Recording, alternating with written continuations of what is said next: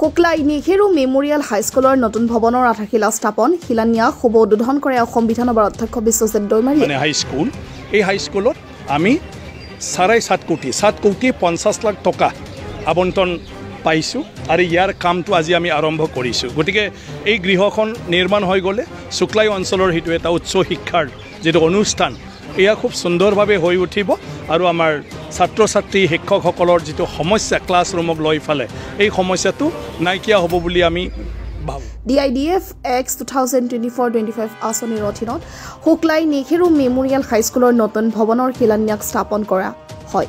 এই বিদ্যালয়খন নিৰ্মাণ হোৱাৰ পিছত অঞ্চলৰ ছাত্ৰ ছাত্ৰীসকলৰ শিক্ষাৰ ক্ষেত্ৰত যথেষ্ট পৰিমাণে লাভান্বিত হ'ব। আৰু কিবাটো নাপায় মানে কি কয় মেজৰিটি এবছলিউট মেজৰিটি সংখ্যাগৰিষ্ঠতাটো নাপায় তেতিয়াতো মিলি ফালে চৰকাৰটো হ'ব লাগিব মিলিজুলি আৰু বেছি পালিও আমাৰ মানে কি কয় নেতাসকলে যিটো কৈ আছে তাত একেলগে মিলিজুলি কৰিব সেই কথাটোতো কৈয়ে আছে।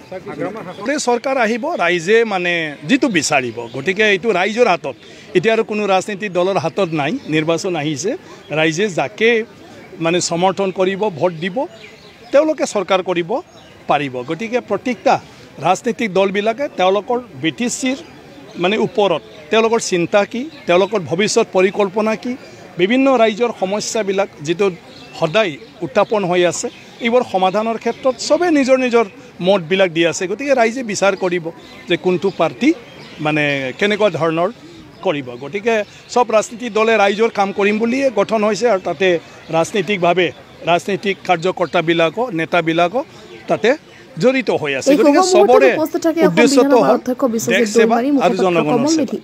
ওদালগুৰি জিলা বিজেপিৰ সম্পাদক জোচৰাং বড়ো ভেৰগাঁও মণ্ডল বিজেপিৰ সভাপতি ফটিক কছাৰী শিক্ষক শিক্ষয়িত্ৰী ছাত্ৰ ছাত্ৰীসকল বিশিষ্ট গণমান্য ব্যক্তি উপস্থিত থাকে। উপস্থিত সকলোলৈ অধ্যক্ষ বিশ্বজিৎ দৈমাৰীয়ে আন্তৰিক ধন্যবাদ জনোৱাৰ লগতে ছাত্ৰ ছাত্ৰীসকলৰ উজ্জ্বল ভৱিষ্যত কামনা কৰে। 7 কোটি 50 লাখ টকা আবণ্টন পাইছোঁ আৰু ইয়াৰ কামটো আজি আমি আৰম্ভ কৰিছোঁ। গতিকে এই গৃহখন নিৰ্মাণ হৈ গ'লে শুক্লাই অঞ্চলৰ হিটো এটা উচ্চ শিক্ষাৰ যেটো অনুষ্ঠান এয়া খুব সুন্দৰভাৱে হৈ উঠিব আৰু আমাৰ ছাত্ৰ ছাত্ৰী শিক্ষকসকলৰ যিটো সমস্যা ক্লাছৰুমক লৈ ফালে এই সমস্যাটো নাইকিয়া হ'ব বুলি আমি ভাবোঁ। দি আছে সেইদিনাও BTC চৰকাৰে দি দিলে কিন্তু তাৰ পিছতো আমাৰ শুক্লায়ত আজি ক'লে নেহেৰু মেমৰিয়েল মানে হাইস্কুলত 2টা পোষ্ট খালী আছে আৰু কেৰাডি পোষ্ট এটা খালী আছে। গতিকে আমাৰ ভেকেঞ্চিৰ পজিশ্যনটো BTC কৰ্তৃপক্ষৰ তাত গৈ পাইছে না নাই কাৰণ সেইদিনা টেট পাছখিনিক মানে এপইণ্টমেণ্ট দিয়া হৈছে কিন্তু আমাৰ ভেকেঞ্চি থকাৰ পিছতো আৰু যিসকল টেট পাছ তেওঁলোকে সকলোৱে চাকৰি পোৱা নাই কিহৰ কাৰণে থাকি গ'ল মই নাজানো।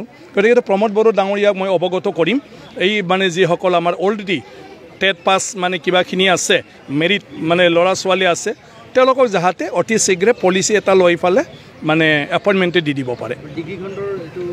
তো এতিয়া এটাতো হ'ল চেংচন হোৱা নাই নতুনকৈ আৰু এটাতো হ'ল যিখিনিয়ে কোৱালিফাইড মানে মাষ্টাৰ ডিগ্ৰী হোল্ডাৰ্ছ আছে তেওঁলোকৰ দ্বাৰাই এতিয়া চলাই আছে। তাৰপিছত মানে আপোনাৰ বিভাগে পাৰে মানে সেই বস্তুটো কি কয় এডজাষ্ট কৰাৰ কাৰণে ট্ৰাই কৰি আছে। গতিকে সেইটো লৈ আছে মই একজেক্টলি নাজানো মানে BTCৰ কথা শিক্ষা বিভাগত মানে এতিয়া কিমানখিনি আগবাঢ়িছে সেইবোৰ কাম। গতিকে সেইবিলাকতো কৰিবই লাগিব নহ'লে মানে শিক্ষা অনুষ্ঠানখন মানে যেনেকুৱা চলিব লাগে এইটো নচলা মাত্ৰ নহয় ছাত্ৰ ছাত্ৰীৰ কাৰণেও ক্ষতি হ'ব।